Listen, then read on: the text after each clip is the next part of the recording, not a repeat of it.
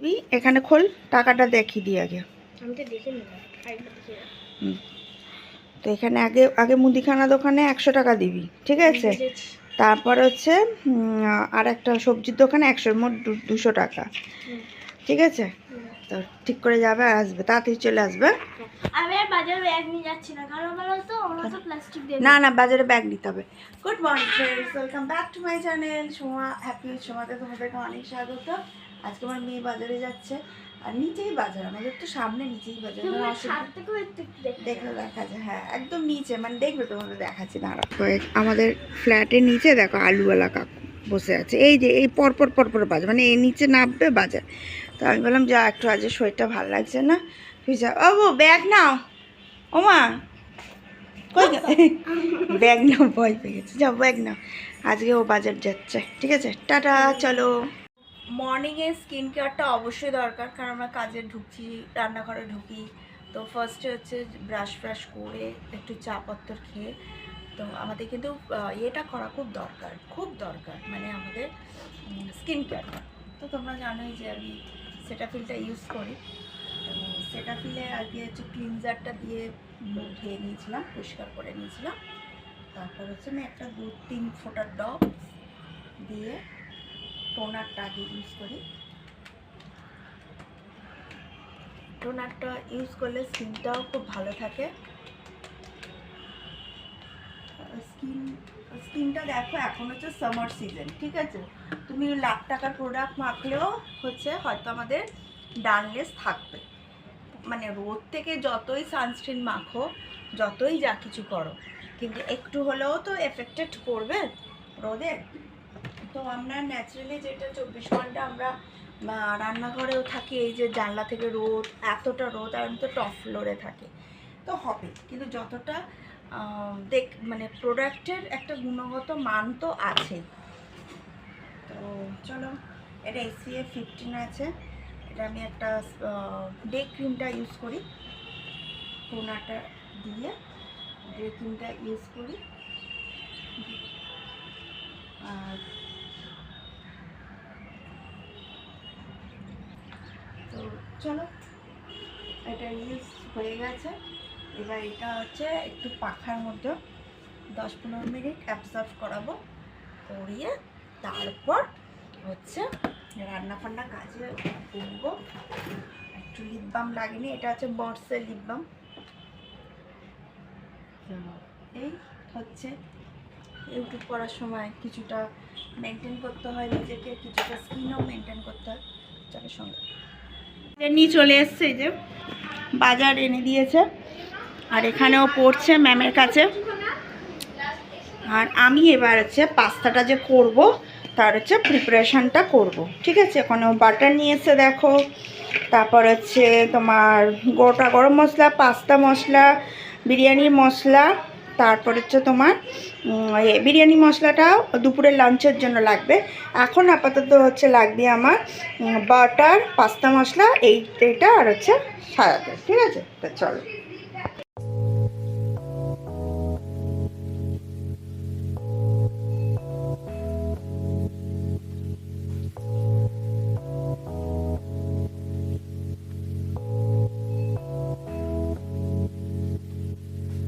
দুপুরের লাঞ্চের জন্য প্রিপারেশন নিচ্ছি। গাজর বিনস এগুলো কাটবো।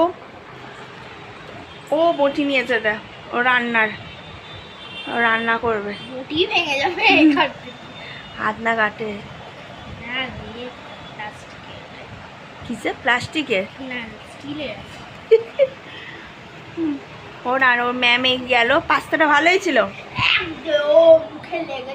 ভালো হয়েছে না? ওর ম্যামও বলছে হ্যাঁ পাস্তাটা ভালো হয়েছিল। তো টিফিন খেয়েছে, আর 10:30 বাজে। এবার রান্নার কাজে বসবো, রান্নাটা মোটামুটি কমপ্লিট করব। আলুর দম করবো, আর একটু ওই ভেজিটেবলস দিয়ে ভাতটাকে ভাজবো, ফ্রায়েড রাইসের মতো সব মশলা নিয়ে আসা হয়েছে। তো চলো, ওই নিয়ে এসছে আজ বাজার, ওই তো করেছে, তোমরা দেখেছো। তো দেখা যাক কত কি দিই, আগে এগুলো কাটি, তারপর তোমাদের সাথে দেখা করছি। এখানে আমার এই যে ফ্রাইড রাইস কমপ্লিট, দেখা করে পটপট আওয়াজ হচ্ছে, কমপ্লিট হয়ে গেছে। এবার হচ্ছে আমি এই কড়াতে আলুর দম বসাবো। আর এখানে কটা বাসনটা ধুয়ে নিই, এগুলো মুছি। আমার তো একটা স্বভাব আছে, রান্না করতে করতে আমি এগুলো সব মোছামুছি করে নিই। আমার সবসময় রান্নাঘর পরিষ্কার থাকাটা খুব ইম্পর্ট্যান্ট লাগে, যে রান্না করে তারপর মানে রেখে দেবো সেটাকে, তারপর অনেক কিছুক্ষণ পর ওটাকে মুছতে আসবে না। রান্না করতে করতে যতটা পারবো চেষ্টা করবো করে নেবো। চলো ব্লগটা দেখতে থাকো। বন্ধ করে অনেকক্ষণ হয়ে গেছে।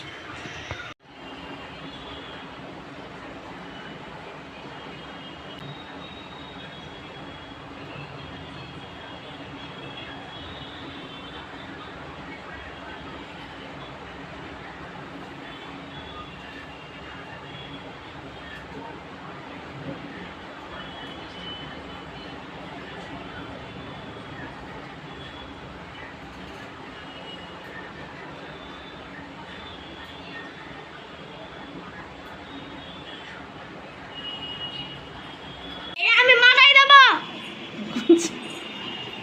বুঝছো, চান হয়ে গেছে ওর।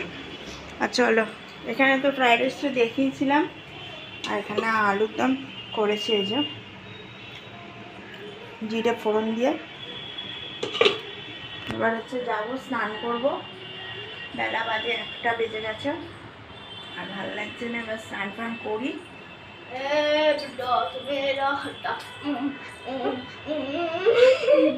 খুব মজা করে। আর এখন মজা বলছো, এটা দেখো ফ্রেন্ডস, আঙুল পুড়িয়েছে, ও পিছন পাকা হলে ওরকমই আছে। রসগোল্লার মতো হয়ে গেছে। ওটাকে টিপিস না, করিনি কিছু। এটা অন্য কথা বলছিলাম, কাজ করছিলাম, মাসি ফোন করেছিল, তখন কখনের মধ্যে করে দিয়েছে ওই লাইটার জ্বালিয়ে হাতটাকে পুড়িয়েছে। হ্যাঁ, লাইটারটা নিয়ে পুড়িয়ে দেবো। লাইটার না গেলে কখনোই পড়ে না। ওটা গরম ছিল। আমার তুমি মিথ্যা কথা বলেছো। আর তুমিও মিথ্যা কথা বলছো সবার সামনে। গরম থাকলে হয়, কি হ্যাঁ। করে গরমটা থাকছে? সকালে যখন ইয়ে আছে, লোহা জায়গাটা আছে, ওটা ধরে নিয়েছি। তো চলো স্নান ফান করি, করে আবার দেখা যাবে কালকে। হ্যাঁ স্নান ফান করি। সর, গরম লাগছে কি যে। এই ধাক্কা মারছে, আমার বলি সেদিনের মতো উল্টো পড়বো। নাইটি দে আমাকে একটা, দে না এখান থেকে নাইটি। নিজের কাজ নিজে করতে হয়, বুঝেছো? দাদা নিজের কাজ নিজে কর। যে নাইটি দে। আনন্দ সরকার, আনন্দ সরকার, আমার মা নিজের নাইটি নিজে দিচ্ছে না। আমার মা নিজের নাইটি নিজে দিচ্ছে। ওটা ভাঙলে আমার ব্লক করাই বন্ধ হয়ে যাবে। হ্যাঁ, আমার মা, বাবা আমার থেকে বড় হয়ে গেছে। যে নাইটি দে একটা, স্নান করতে যাবো। চলো স্নান ফান করে আসি। এখন এসিটা চালাইনি, খাবো দাবো তারপর চালা খেতে ইচ্ছা, পাস্তা মাস্তা খেয়ে। আর দেখো আমার নাইটি কোথায় থাকে, দেখ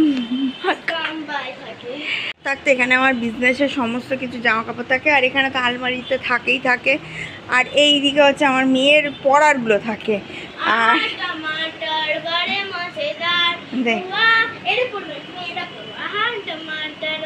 এরা ফিতাওয়ালা আছে।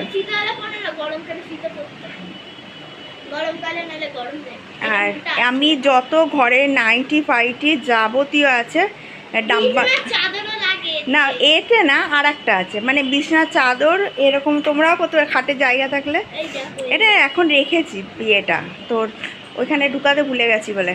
তো আমার তলায় দুটো ডাম আছে, একটা আমার নাইটির, একটা বিছানার চাদরের। 12খানা নাইটি আছে। তোর বাবা একবার আমি ব্লগে বলেছে 9খানা নাইটি ছিল, মানে সেইবারে 9খানা ও কেটেছিল একসাথে। চলো ব্লগটা দেখো। আমি চান করতে যাচ্ছি, বলি না দাদু বেরিয়েছে। কোথায় দাদু বেরিয়েছে? আমি ঠিকই তো আয়না দিয়ে দেখেছি।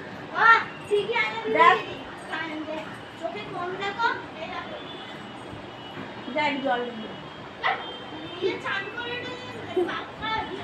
তো চলো টাটা, আমি আসছি চান টান করে। কি বদমাস দেখো, ফিতাওয়ালা নাইটি দিয়ে দিয়েছি, ঘরে পরবো তো।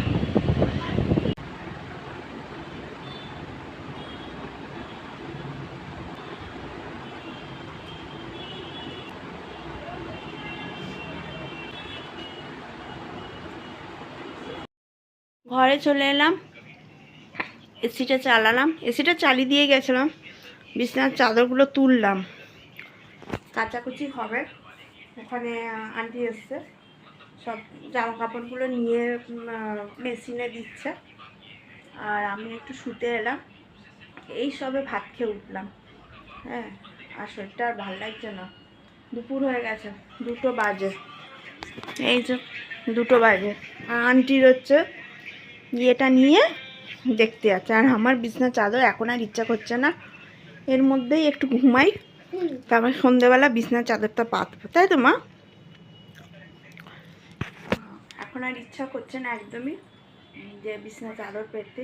সত্যি শরীরটা ভালো লাগছে। সেই সকালে ঘুম থেকে ওঠা, উঠে কাজ করা, ঝাঁট দেওয়া, ম্যাম এলো, ম্যামের টিফিন করে দেওয়া, পাস্তা করে দেওয়া, রান্না করা, কাটা কুটা। এখন মনে হচ্ছে একটু রেস্ট নিই, আর ভালো লাগছে। অন্তত এই দুপুর থেকে নিয়ে আমাকে একটু বিকাল পর্যন্ত রেস্ট নিতেই হবে, নাহলে শরীর আর টানতে পারবো না। আবার হচ্ছে সন্ধ্যেবেলায় একে পড়াতে বসাতে হবে। হয়ে গেছে, ছাদ থেকে সব নিয়ে আসা হয়ে গেছে জামা কাপড়গুলো। আমি বিছানার চাদরটা পাতবো এখন। আর প্রচুর গরম লাগছে, যেটা কেচেছি হলুদ তাপ ওটাই পেতে দেবো এখন। নাম যেটা কেটেছি সেটাই পেয়ে দেবো, তাহলে তো লোক বুঝবে না গো তুমি কেটেছো। সব বুঝবে, পরিষ্কার হয়ে গেছে, ও বুঝবে না। তাহলে লোক ভাববে যে তোমার কাছে একটাই চালিয়ে গেছে। একটা কেন, ওটা গরমে কমফোর্টেবল থাকা যায়, সুতি, পিওর সুতি। না, তোমার আরো প্রিয় সুতি আছে, ওগুলো হ্যাঁ, এটা করতে হবে না। চল আমি বিছানার চাদরটা পেতে নিই ঝট করে।